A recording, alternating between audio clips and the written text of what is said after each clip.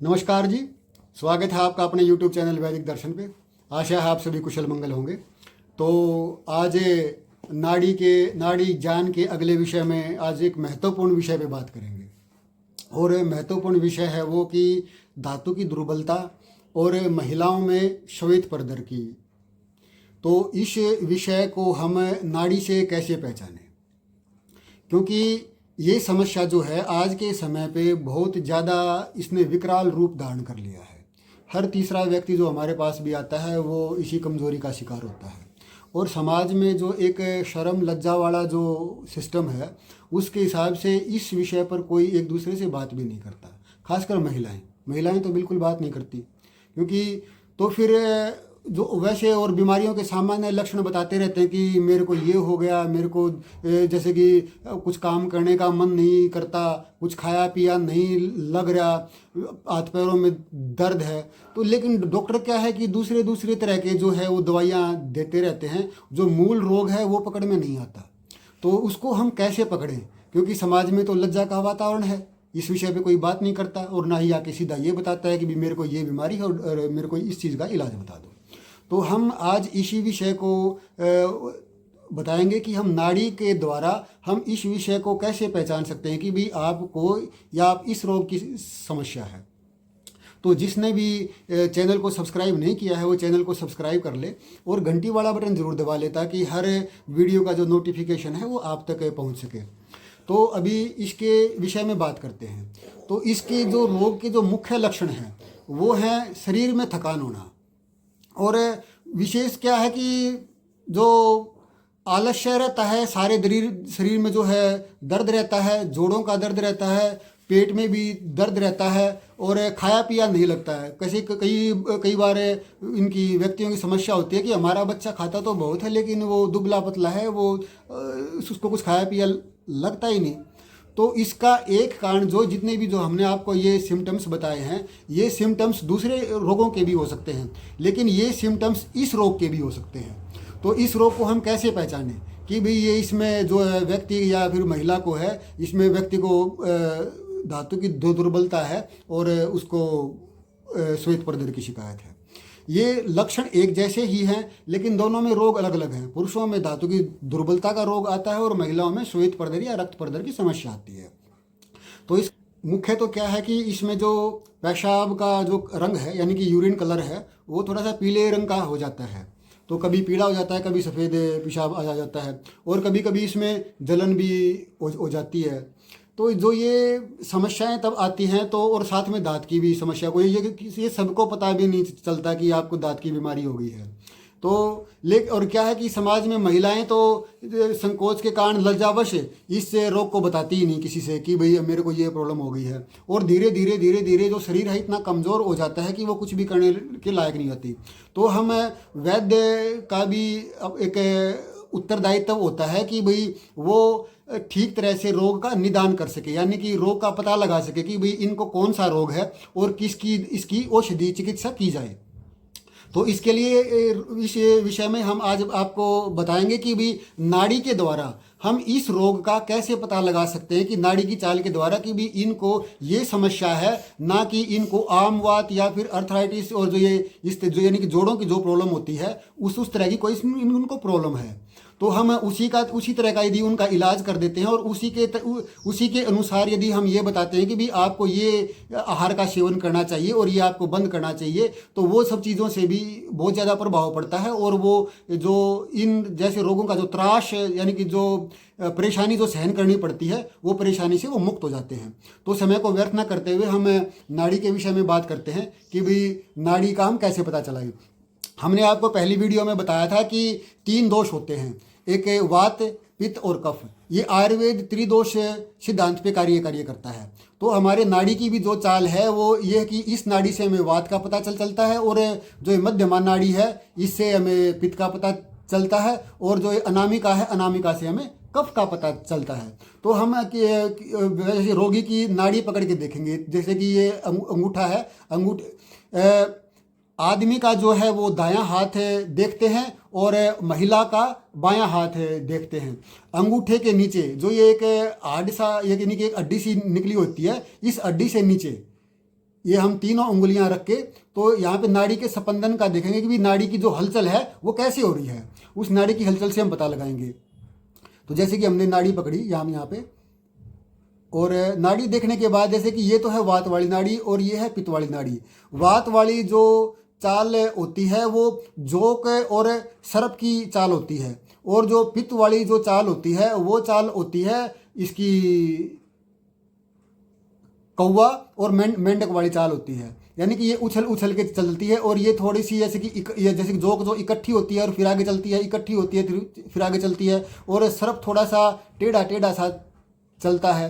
तो ये सब जो चालें हैं इस रोग में, वैसे तो ये त्रिदोषज भी रोग होता है ये, पर लेकिन इसमें क्या है कि मुख्यतः इन दोनों जो अगली जो नाड़ियां हैं इसी में पता चलता है कि भाई इन नाड़ियों के नीचे हलचल होगी। जो वात वाली जो चाल है वो पित्त में आ जाएगी, पित्त वाली चाल जो है वो वात में आ जाएगी।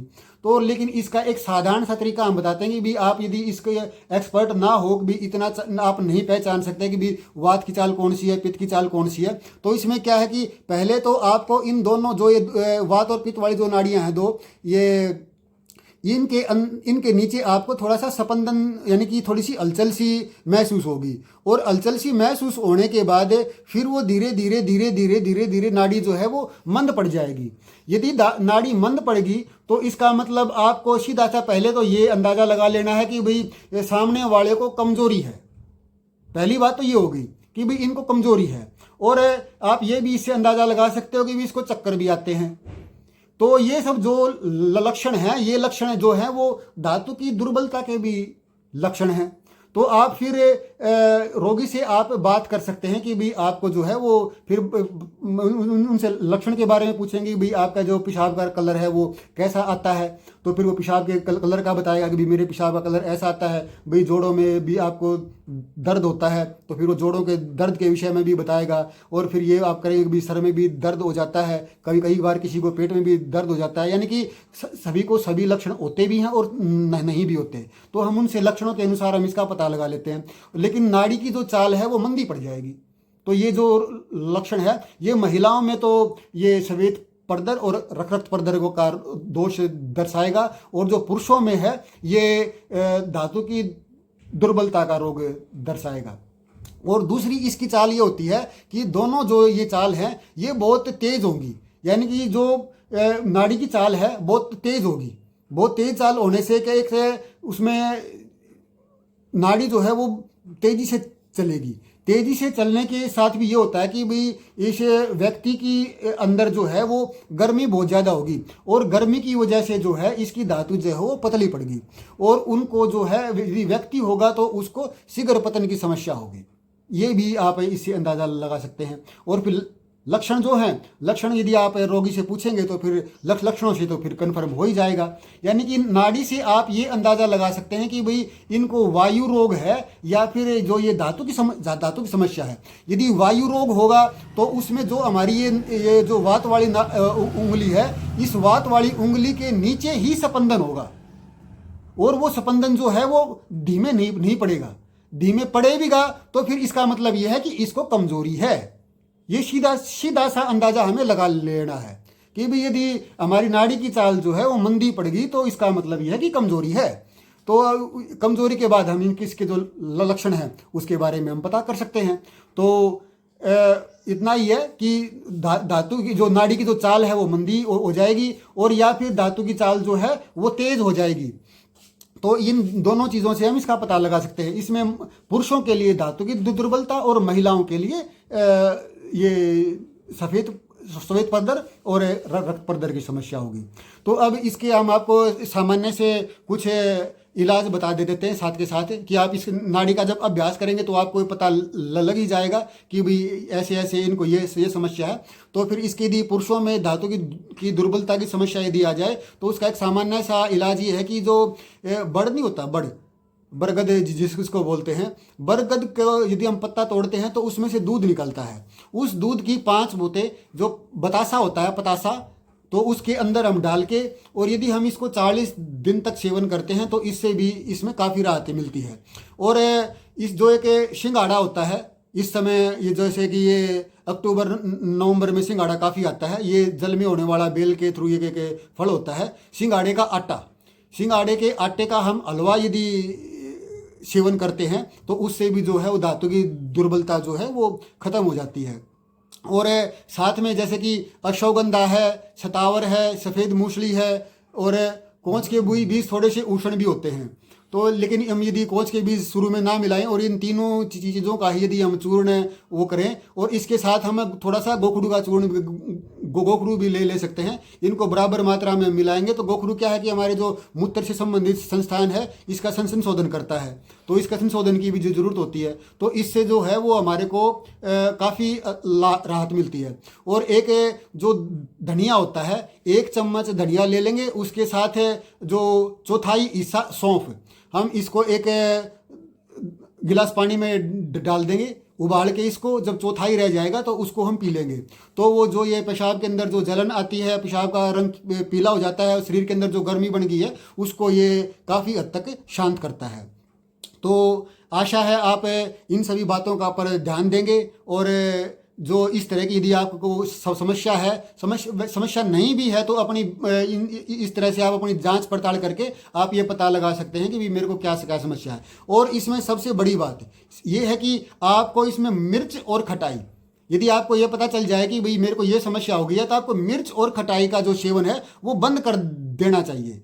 और जितनी भी गुरुची चीज़ें हैं वो, जैसे कि उड़द की दाल है, वैसे तो उड़द की दाल जो है इसमें यानी कि जो वीर्य को है जो वो गाढ़ा करती है, वीर्य को बढ़ाती है शरीर के अंदर, यानी कि ओज को बढ़ाने वाली है। लेकिन फिर क्या है कि लेकिन मंदाग्नि यदि आपकी जब हो जाती है तो उस टाइम पे इन गुरु चीज़ों का सेवन जो है वो कम करना चाहिए। गुरु चीज़ों का सेवन हम कम करेंगे तो हमारी जो पाचन क्रिया है उसके ऊपर लोड कम पड़ेगा, और हमारी पाचन क्रिया धीरे धीरे यदि हम हल्का भोजन लेंगे तो धीरे धीरे हमारी पाचन क्रिया जो है वो सही हो जाएगी। तो आशा है आप इन सभी बातों का ध्यान रखेंगे और आप एक स्वस्थ जीवन जीने में स्वस्थ जीवन जिएंगे। तो आप सभी सुखी रहें, स्वस्थ रहें। नमस्कार जी।